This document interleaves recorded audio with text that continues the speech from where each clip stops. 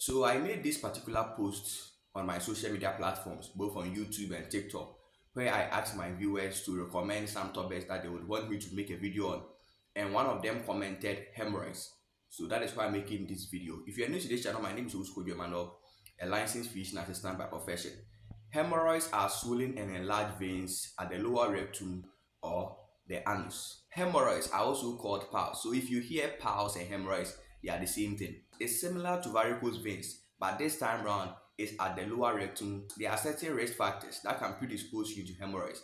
These include chronic constipation and sometimes diarrhea and pregnancy because of the pressure that the baby will exert on your lower abdomen. Also, sitting on the toilet seat for a very long period of time. There are majority of people that once they go to the washroom, they won't come out. They'll be sitting on the toilet seat, watching their videos, using their phone, do a lot of things in the washroom, and that can predispose you to having hemorrhoids. Also, lack of fiber in diet. Fiber helps to retain a lot of water inside your GI tract, and that makes your stool soften. Let us look at the signs and symptoms that you notice, pointing that you might be having hemorrhoids. The first one is bleeding per rectum. When you pass through, you notice that there's a bright red blood seen. Also, anal pain, then itchiness at your lower rectum or your anal region. Then sometimes you sense a bulging sensation, a bulging mass coming from your lower rectum.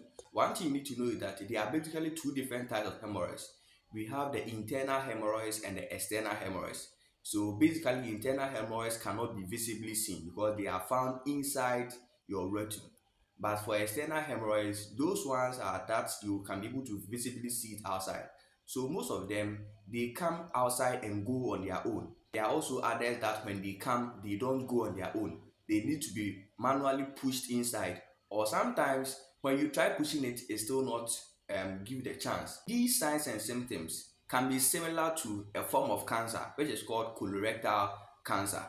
So with that one, we need to do something we call a scan, which is colonoscopy, in order to differentiate whether it is the colorectal cancer or it is just hemorrhoids.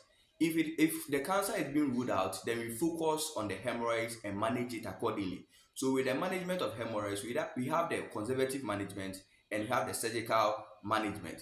If the hemorrhoids is not that serious, we will go with the conservative management where we will encourage intake of a lot of water and hydrate your body. High fiber diet. You shouldn't be sitting on the toilet seat for a very long period of time. Eat food that contain a lot of fiber in them.